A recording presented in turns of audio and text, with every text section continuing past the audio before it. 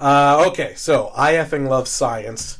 Like I said, the reason why I follow them, even when they come up with these stupid articles that I disagree with, and they are very pro climate change, anti climate change deniers and everything, is because they have science articles that are fascinating. Especially advances in research on treating cancer. I personally. It is pretty emotional when you see these people put on these glasses and help them see color for the first time. Yeah. And it's like, if that's happening, the next step is contact lenses, and after that, surgical implants that it's solved. Yeah. Or even beyond that, gene therapy that switches on what you should have had in the first place, which is even the most furthest step that you could go. I think, right? So these things are happening so fast, and I love those things from people like this. And that's why it's so frustrating when if you do disagree with some things, you're labeled as anti-science. Oh yeah, even though exactly. There are so many other things about science that you love. So I effing love science. Tried to throw a much needed lifeline to Bill Nye after real scientists started to troll him on Twitter. So what happened is, after the release of Bill Nye's new horrendous show on Netflix entitled Bill Nye Saves the World, a show that was recently ripped apart on the Reddit forum with a thread that earned its version of kind of like Facebook likes, with over 60,000 of these likes. A lot of people on Twitter started to question why Nye didn't include more actual scientists on his show, with a trending hashtag, which was #BillMeetScienceTwitter. Okay. Which I think is a lame hashtag, if you ask me. I think it could have been a little bit more creative than that. Yeah, like the why Twitter. Yeah. Bill meet actual scientists or something. Yeah. So actual scientists started to coming out of the woodwork on Twitter using the hashtag to introduce themselves politely, mind you, and I will say that, to Bill Nye while referencing their credentials in fields of study. Eventually, Bill Nye responded with a tweet of his own that said, "I see you, science Twitter. You are the aerodynamic laminar, I guess, flow beneath my wings." And I effing love science, for their part, propped up the situation and said that Nye responded brilliantly, as if the Twitter sphere had organized a campaign to help Bill Nye these scientists for future shows on his, and deviated away from the angle of criticism and poking fun of the show, which I think is what the real story is here, and the truth is, which is that Bill Nye had to respond because he got caught with his wannabe scientist pants down around his mechanical engineer ankles, and knew if he didn't kiss the rear ends of the actual scientific community, they would gather en masse and find every fallacy ever stated in his shows, articles, interviews, speeches, and appearances, and spotlight him for the clown that he actually is. I mean, how many... We've done it. Yeah. And you're talking about actual scientists. It was pretty cool seeing some of these scientists. Like, they were coming out with some pretty crazy things that they studied. That they're studying, The one wrote a book on the animal farts. Yeah. Which I thought was pretty funny. Yeah. But,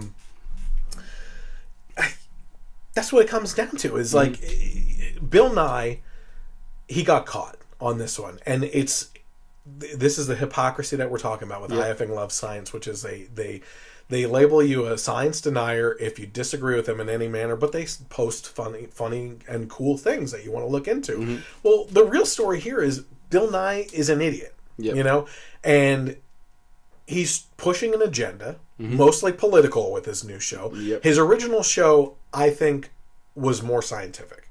Bill Nye, the science guy? Yeah. Go ahead. Well, I mean, his original show... I thought you were going to go, Bill.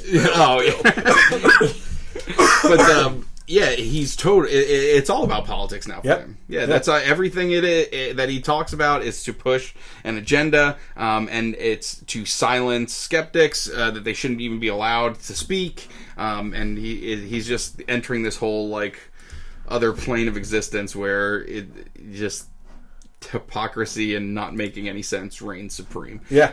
And then these scientists are basically, like you said, pointing him out on it and saying, hey, this is what we're doing, actual science, and he, like you said, he has to respond, because otherwise it just looks even more like an idiot. Yeah, absolutely.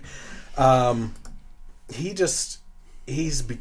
said it before, he's become this creepy guy that just, he is condescending to everyone that Yes. disagrees with him, Yep. and tries to publicly shame people, which is interesting too, because what I find interesting is, and I've had this happen in my own personal life. There's a person in my life that was influential in me pursuing an artistic career. Right, I took a very high interest in art because of this individual, and that led me into graphic design, which then led me into marketing. I put those two together to try to be an art director, and this individual happened to be homosexual. Okay, I showed up to his partner's funeral, okay, to show my support and everything. I personally feel it's a Christian thing to do. Yeah. You know, is to show love and compassion no matter the circumstance, no matter if I feel something is wrong or not.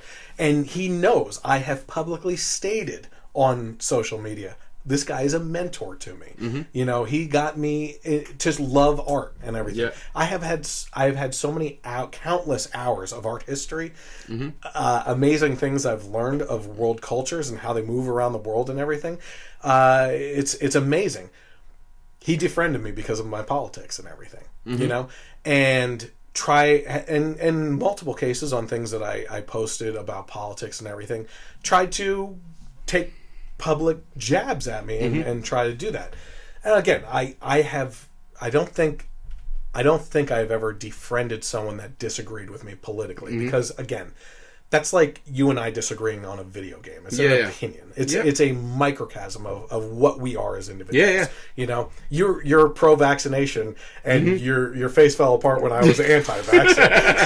You noticed that? Yeah. And, like, you're like, man. I bought this guy at Dunkin' Donuts coffee. No, Son of a gun. no, that's not actually what I was thinking. It's not like, oh man, this guy. It was more like, oh man, I hope I didn't say something that like. Oh no, Yeah, because we have the intellectual capacity to disagree with each other and not blow up about it. Yep. You know what I mean? But that is not what is in Bill Nye's world. No. He is incapable of being able to disagree with someone respectfully. Yep. And he can't, you know, he is not the guy that we grew up with. Nope. You know, which is It's kind of heartbreaking too, because I loved this show when I was a kid. I mean, it's us talking about Haas Whedon before the show actually started tonight on how on Mother's Day he said, "Thank God my mother's dead right now, because I would hate for her to live under a Trump administration." Yeah. And it's like, what the hell are you talking about? You have all psycho? the people. You have all the people responding who have mothers that have passed away that said, "Listen, I don't care who's president. I would give anything to have another day with my mom." Like, what the hell is wrong with people? But we respect Haas for the Avengers and the Marvel movies. Yeah, and Firefly and Serenity. Yeah, you were talking for about their craft and the respect that we have at how good as they are at actors their and job. actresses. Chris Evans and Scarlett Johansson, who plays Bruce Banner. Mark Ruffalo. Mark Ruffalo. Yeah. You know, they're crazy liberals. Yep. You have Robert Downey Jr., who's really one of the favorite of them all. Yeah. Has said some pretty outlandish things as well. But I thank God that he keeps some control over it. I think he got involved in some of those commercials during the political season because of Haas. Yeah. You know, and everything. Yep. But it's disappointing when people like Bill Nye just turn around and try to politicize something that shouldn't even be in what they're doing. That is not what they were there for originally. Yep.